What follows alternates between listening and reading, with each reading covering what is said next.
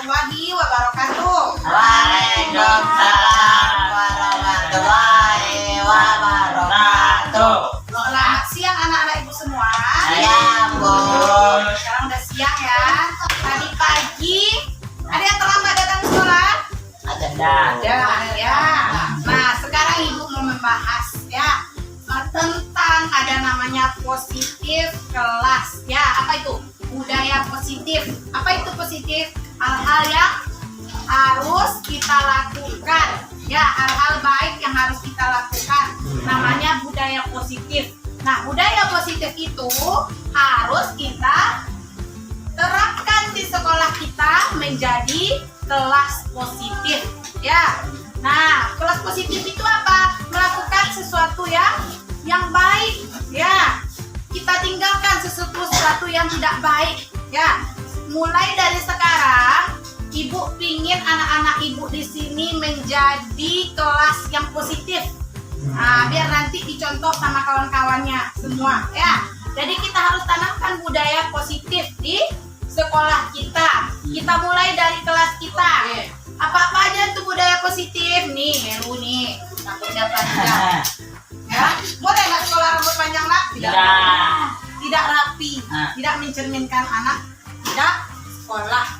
Anak sekolah rambutnya harus rapi. Ini sampah masih ada berserakan. Berarti itu bukan budaya positif, bukan kelas positif. Nah, sekarang ibu meminta kesepakatan kelas sama anak-anak ibu semua. Ya, apa budaya positif yang mau kita tanamkan di kelas kita? Coba Heru, apa yang mau? Heru mau apa budaya positifnya? Tidak terlambat ke sekolah. Heru tidak terlambat ke sekolah ya. Nanti Heru tulis di sini. Ya, anak-anak ibu semua tulis di sini lalu kita tempel di sini. Ya, kertas yang ibu kasihkan tadi tulis di sini, tempel, nanti ditempel ke sini. Nanti ibu mau tahu dulu dari anak-anak ibu sendiri, dari hati anak-anak ibu sendiri, hal positif apa yang mau ditanamkan di sekolah kita, khususnya di kelas kita dulu.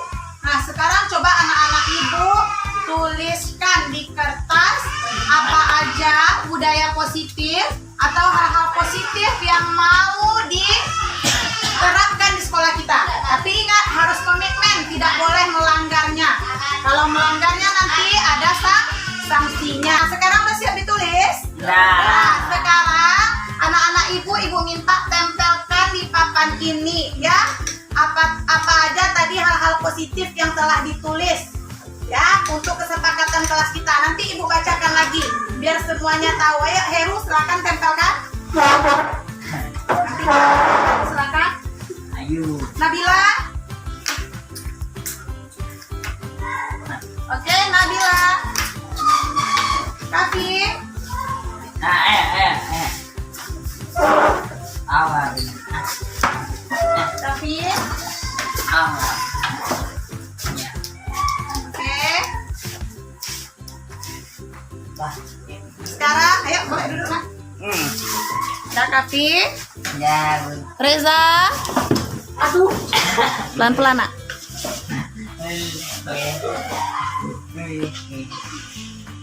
Ini samanya Jayawan lah. Udah Bang. Udah.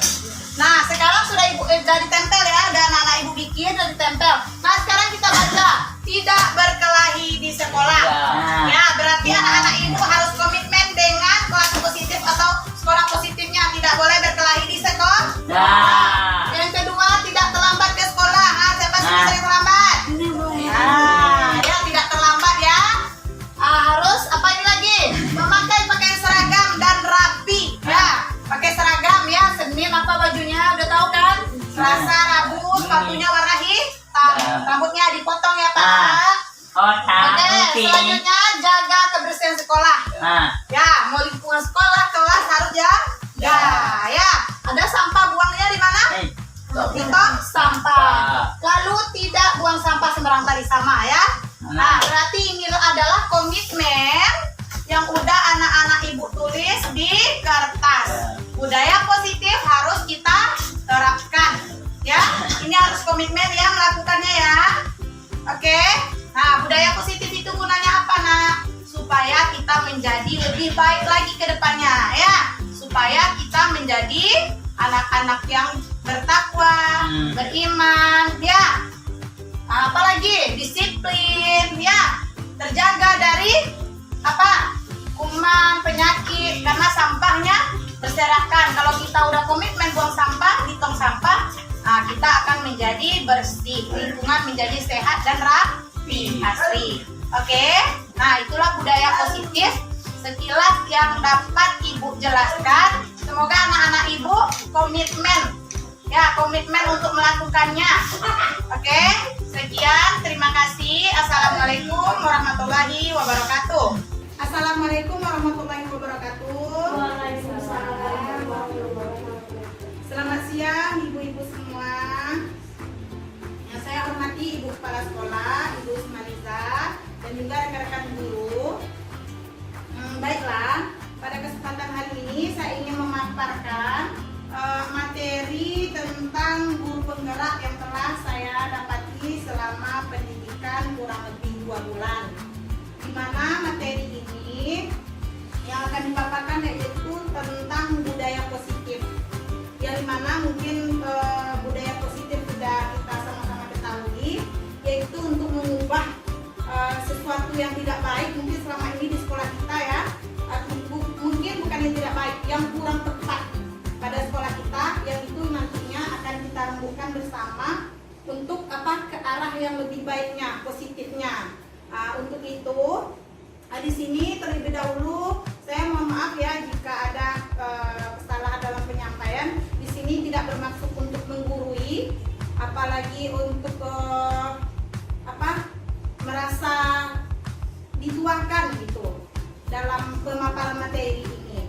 Tapi di sini kita sifatnya berbagi atau sharing. Kita sama-sama kita rembukan apa-apa saja yang harus kita benahi. Jadi mungkin kita aturlah dulu budaya positifnya, mulai mungkin dari lingkungan sekolah, baru nanti masuk ke kelas. Mungkin seperti peraturan sekolah selama ini mungkin yang masih longgar di sekolah kita. Mungkin jam masuk, ya, jam masuk bagi kita guru, mungkin bagi saya sendiri mungkin sering terlambat, atau bagi siswa kita ini rancangan kita harus ada dulu, jadwalnya harus ada dulu, daftarnya apa-apa saja yang harus kita benahi sebagai pendidik gitu. Misalnya mulai dari peraturan sekolah. Peraturan sekolah kita harus komitmen sesama kepala sekolah, sesama guru dan juga anak, apa peraturan sekolah yang tidak boleh dilanggar dan apa peraturan yang sekolah yang harus kita tingkatkan ke depannya gitu. Seperti tadi pakai seragam anak, mungkin ketepatan waktu dalam jam masuk atau jam pulang. Terus apalagi kira-kira yang harus kita tingkatkan dalam meningkatkan budaya positif, atau ramah anak, lingkungan ramah anak bisa kita tingkatkan karena kita anak ABK kan.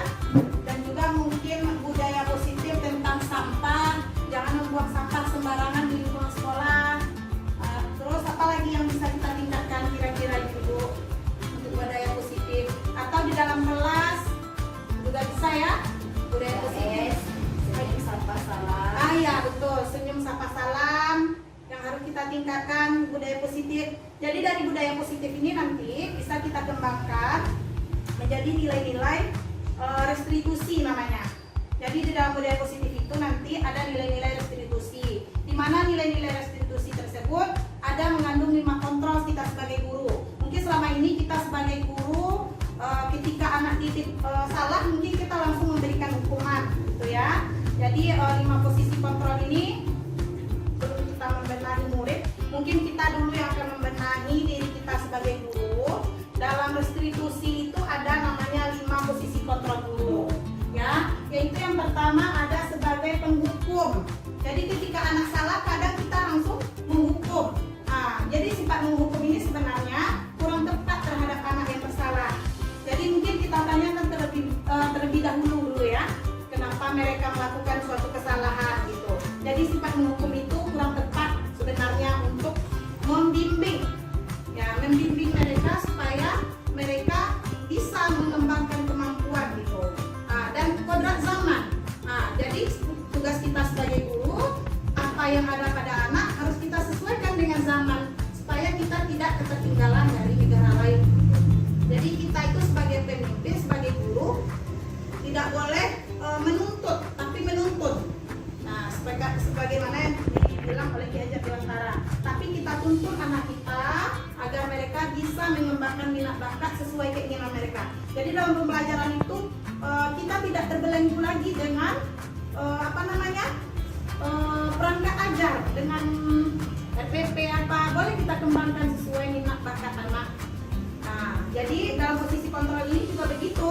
Ketika anak melakukan kesalahan atau anak kurang tepat dalam melakukan sesuatu, kita tidak boleh sebagai lebih baik posisi kontrol sebagai penghukum kita kalau dapat kita hindari.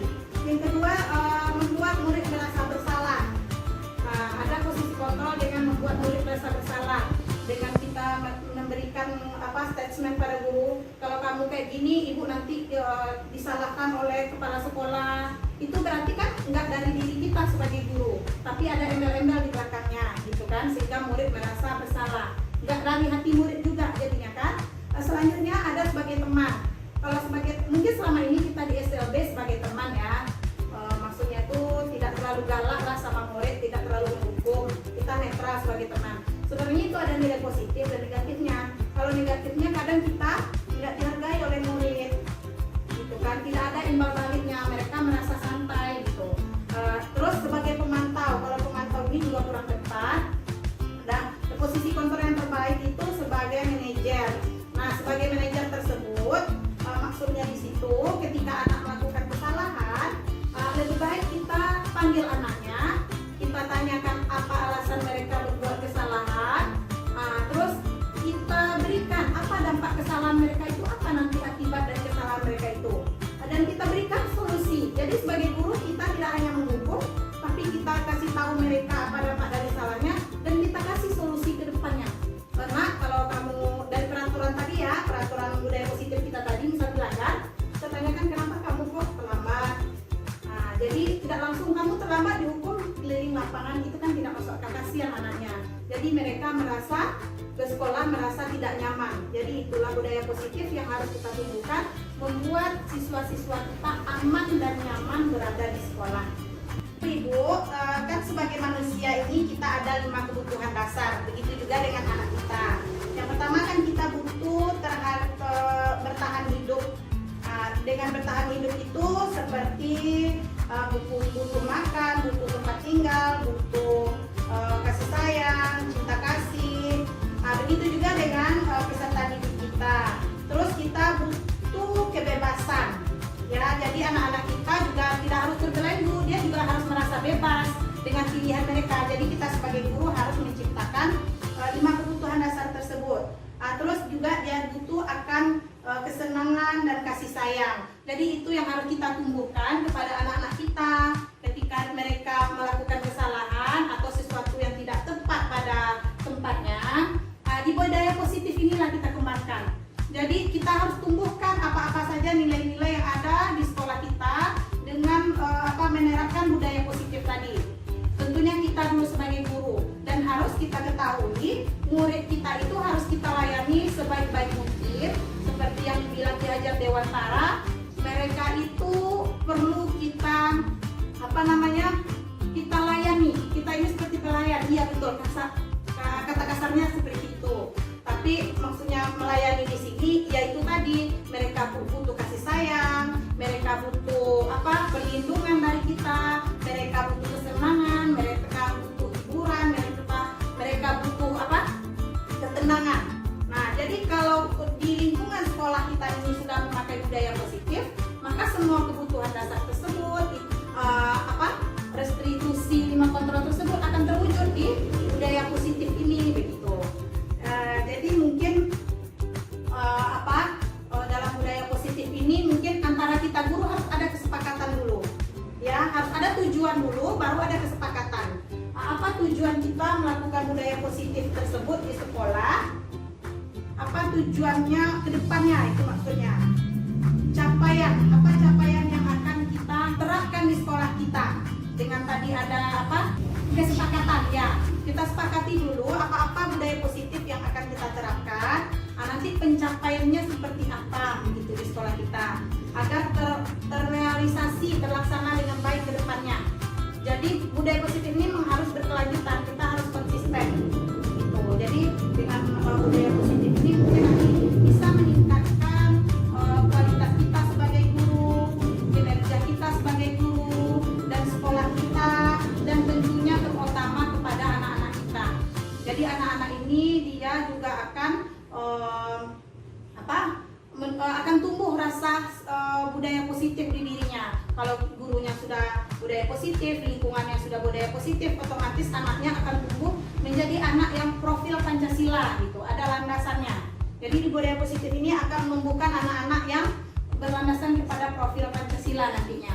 Ada 5 profil itu kan, ketuhanan, kemanusiaan gitu kan. Nah, dan kelima profil Pancasila itu nanti akan tumbuh di budaya positif.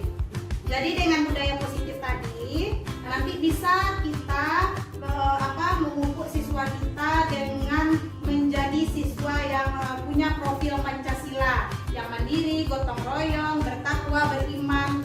Nah, jadi nanti marilah ibu-ibu kita mungkin di sini melakukan kerjasama yang konsisten, kolaborasi antara kita sebagai guru agar kita sebagai guru bisa menciptakan murid-murid yang tidak hanya hebat di bidang skill, tapi juga punya jiwa yang beriman, bertakwa dan berkarakter gitu. Jadi menumbuhkan siswa-siswa yang tidak hanya hebat di bidang akademis, tetapi kita juga sebagai guru harus menanamkan itu tadi ya, profil Pancasila terhadap murid-murid kita, agar mereka nanti setelah tamat, setelah selesai menempuh pendidikan di sekolah kita ini ada bekal yang akan mereka bawa. Ada bekal skillnya, ada bekal karakternya, karakter yang beriman, bertakwa, seperti itu. Jadi melalui budaya positif inilah nanti semuanya bisa kita kembangkan. Mungkin sekian ibu-ibu yang bisa disampaikan, mungkin karena baru belajar, minta maaf terlebih dan kurang. Mungkin ada salah-salah penyampaian atau lupa ya karena grogi. Mungkin sekian, saya sudahi dengan wabillahi taufiq.